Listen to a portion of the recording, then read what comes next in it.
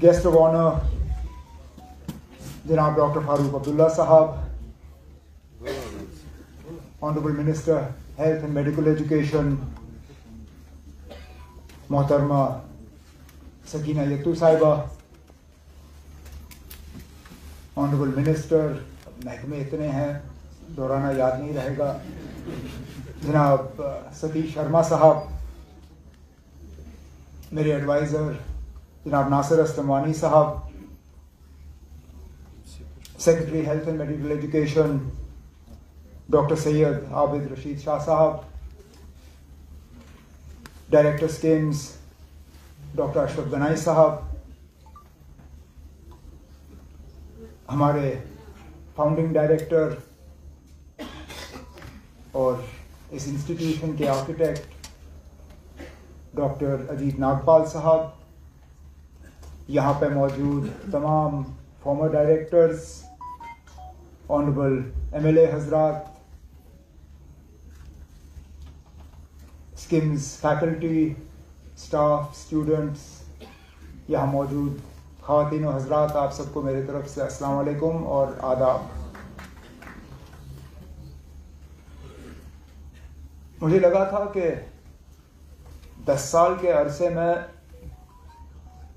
हम थोड़ा सा अपना जो तजुर्बा है वो थोड़ा खो गए थे, लेकिन आज लगा कि हमारी तरह बाकी भी थोड़ा आप सीखना शुरू कर रहे हैं।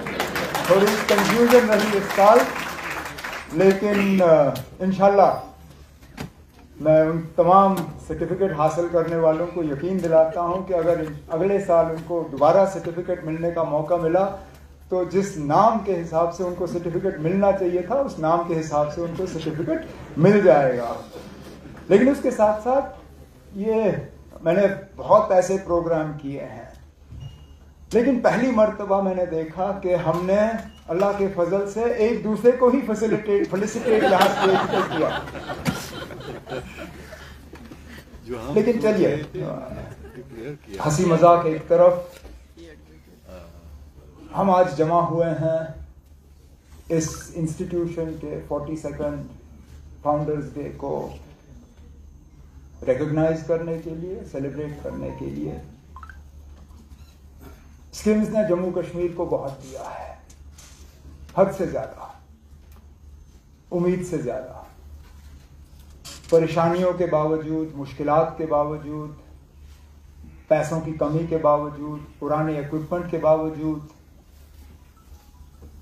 फैकल्टी और स्टाफ के कमी के बावजूद, आज भी हमसे जब अस्पताल में एडमिशन की सिफारिशें आती हैं तो एम्स और पीजीआई के लिए कम और स्किम्स के लिए ज्यादा। यहां तक कि मैं खुद इस बात का गवाह हूं। इन 10 सालों में स्किम्स में ऑफिशियली किसी फंक्शन के लिए आने का मौका तो मुझे मिला नहीं है। इलाज करने आया हूं, अटेंडेंट के तौर पे यहां रहा हूं, मरीजों को देखने आया हूं। मेरे वालिद साहब को जब कोविड हुआ था, बिल्कुल जहां पे हमने रिबन काट के उस ब्लॉक को अब यूनिवर्सिटी का दर्जा देने का सोचा है, हम वहीं पे थे। और मुझे आज भी याद है, गवर्नमेंट ऑफ इंडिया से फोन आए, हेल्थ मिनिस्टर से, प्राइम मिनिस्टर के दफ्तर से, जब उनको पता चला कि मेरे वालिद साहब को कोविड है, और उन्होंने उस वक्त कहा कि हम एयर एम्बुलेंस का इंतज़ाम करेंगे, आप फारूक साहब को मेहरबानी करके दिल्ली शिफ्ट करिए। अब बेटे की हैसियत से मेरा फ़र्ज़ था कि मैं बात इन तक पहुंचाऊं। मैंने कहा ये बात आई है और अगर आप शिफ्ट करना चाहेंगे तो एम्बुलेंस का बंदोबस्त होगा और आपको दिल्ली शिफ्ट करेंगे। कहा बिल्कुल नहीं। कहा जो मुझे स्किम्स में मेरा इलाज हो सकता है वो कहीं और नहीं होगा। और यकीन माने, जब पॉजिटिव उस वक्त डायग्नोज हुए कोविड के लिए, क्योंकि इनके बाकी भी हेल्थ के कंसर्न्स हैं जो डॉक्टर गनाई साहब और आप में से कई सारे डॉक्टर जो इनका इलाज करते हैं अच्छी तरह से जानते हैं। हमें तो बहुत घबराहट हो गई थी, वैसे भी वो डेल्टा वेव चल रहा था उस वक्त और मोर्टेलिटी उस वक्त बहुत बढ़ रही थी, लेकिन और हमें पता नहीं था कितने दिन लगेंगे यहाँ पे। 5.5 दिन के अंदर अंदर यहाँ पे ट्रीटमेंट करा के अपने पैरों पे खड़ा करके आपने फारूक साहब को वापस घर भेजा, जो मैं और मेरी फैमिली कभी ये एहसान शायद चुका नहीं पाएंगे। शेर कश्मीर ने स्किम्स एक विजन के तौर पे इसको एनविसेज किया। जैसे मुझसे पहले सकीना ने, डायरेक्टर साहब ने अपनी तकरीरों में इस बात का जिक्र किया कि शेख साहब परेशान हो गए थे हमारे मरीजों की हालत जम्मू कश्मीर के बाहर देखते हुए, चाहे पीजीआई हो, चाहे एम्स हो, चाहे बंबई के अस्पताल हो। उनको लगता था कि जिस इलाज के लिए वो जम्मू कश्मीर के बाहर जाके दरबदर की ठोकरें खाते हैं, जहां इनके अटेंडेंट्स को फिर रहने की जगह नहीं मिलती, जहां बिस्तरा हासिल करने के लिए सिफारिश की जरूरत होती है, क्यों ना ऐसा अस्पताल यहाँ पे कायम हो। और जिस मेडिकल टूरिज्म की आज आपकी बड़ी बड़ी कंपनियां बात करती हैं, जिस मेडिकल टूरिज्म के हवाले से आपके फोर्टिस और अपोलो और मैक्स और ये बाकी अस्पताल जो हैं बाहर से पेशेंट्स को लाने का काम करते हैं, मुझे लगता है इस मुल्क में उसकी शुरुआत यहां से हुई। अगर आप स्किम्स का ओरिजिनल नक्शा देखें तो झील के किनारे वहां वार्ड नहीं बनने थे, वहां पे कॉटेजेस और हट्स जो हैं वो बनाने का सोचा गया था, ये सोचते हुए, ये समझते हुए कि ये लोग बाहर से आएंगे, अस्पताल में अपना इलाज कराएंगे, लेकिन उसके बाद रिकवरी के लिए उनको रहने की जगह चाहिए होगी, और अस्पताल के नज़दीक अगर जगह होगी तो उनका केयर भी होगा, उनकी देखभाल भी होगी, और खूबसूरती का भी वो फ़ायदा लेंगे। वो ओरिजिनल नक्शा स्किम्स का आज भी है, जिसको हालात के वजह से हम पूरा कर नहीं पाए, लेकिन इंशाल्लाह जैसे डायरेक्टर साहब ने कहा है, वो ज़मीन आज भी हमारे पास है। हालात ठीक होंगे तो उम्मीद की जाती है कि हम वो मेडिकल टूरिज्म का जो ख्वाब शेख मोहम्मद अब्दुल्ला साहब ने देखा था स्किम्स के लिए, वो हम पूरा कर पाएंगे।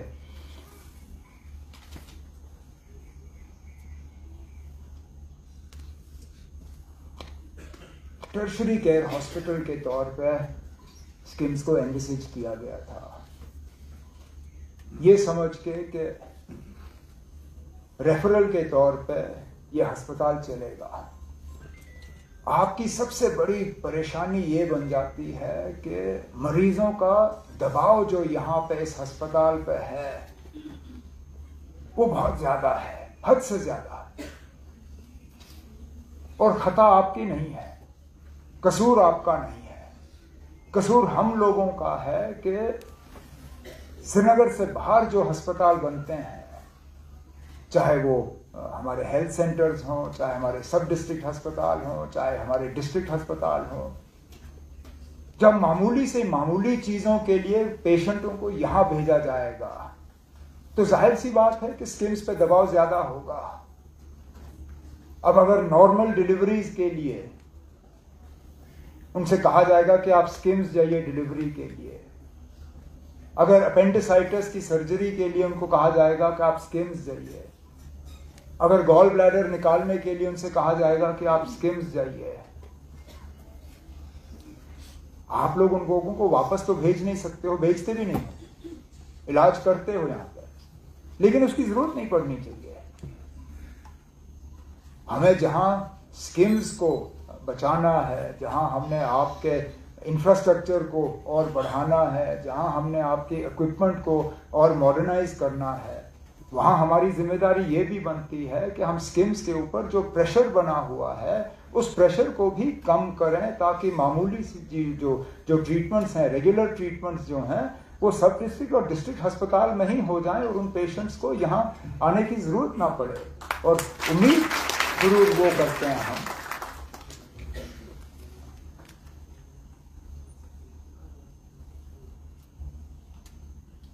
मैं जानता हूं कि स्किम्स की खुद मुख्तारी को ख़त्म करने का एक बहुत बुरा असर स्किम्स पे पड़ा है। आपकी जब इंजीनियरिंग विंग रही नहीं तो उसके बाद रेगुलर मेंटेनेंस और अपकीप जो है उसको धक्का पड़ा। अब किसी अस्पताल में ऑल फुल ब्लैकआउट होना, तब ये तो लोगों के जान के साथ खिलवाड़ है। मुझे डायरेक्टर साहब कह रहे थे कि पिछले दिनों ऐसा ही, बिल्कुल ऐसी हालत रही।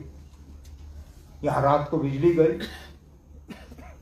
और क्रिटिकल केयर जो आईसीयू में लोग हैं उनको शायद 7 या 8 मिनट के लिए मैन्युअली चेस्ट कंप्रेशन देके और वो पंप के जरिए उनको जिंदा रखना पड़ा, तब तक जब तक कि बिजली आई और वो वेंटिलेटर्स और रेस्पिरेटर्स जो हैं वो दोबारा चलना शुरू हो गए। ये इसी बात का नतीजा है कि आपकी इंजीनियरिंग विंग जो है वो आपके पास है नहीं। इसी तरह आप ऑक्सीजन कॉन्सेंट्रेटर, जो आपका ऑक्सीजन प्लांट है, वो भी बीच बीच में फिर खराब हो जाता है, उसको मेंटेन करना। मैंने पहले दिन से डायरेक्टर साहब से कहा हुआ है कि अगर और कुछ नहीं तो मैं सकीना यतू साहिबा के साथ बैठ के फौरी तौर स्किम्स की जो ऑटोनॉमी है उसको दोबारा बहाल करके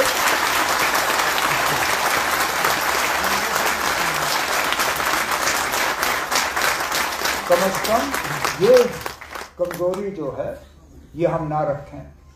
इसी तरह आपसे कहा जाता है कि प्रोक्योरमेंट के लिए आप मेडिकल सप्लाईज कॉरपोरेशन का इस्तेमाल करें, लेकिन उनके प्रोसीजर्स इतने कम्बरसम हैं, इतने लंबे हैं कि कई वक्त आता है कि ज़रूरत की चीज़ें जो हैं आपके पास होती नहीं हैं।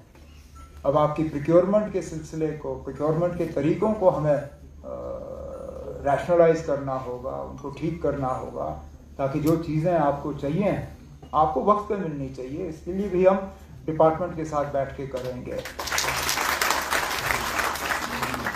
रिक्रूटमेंट, मैं हैरान हुआ सुन के कि कुछ ऐसे एरियाज हैं जहां पिछले 10 या 11 साल में रिक्रूटमेंट नहीं हुई है, सिलसिला फंसा हुआ है। नर्सिंग की कमी है। सुनने में आया है, सही है या गलत है ये डायरेक्टर साहब बेहतर जानेंगे, कि रात को एक नर्स की जिम्मेदारी जो है वो 30-30 बेड्स की होती है।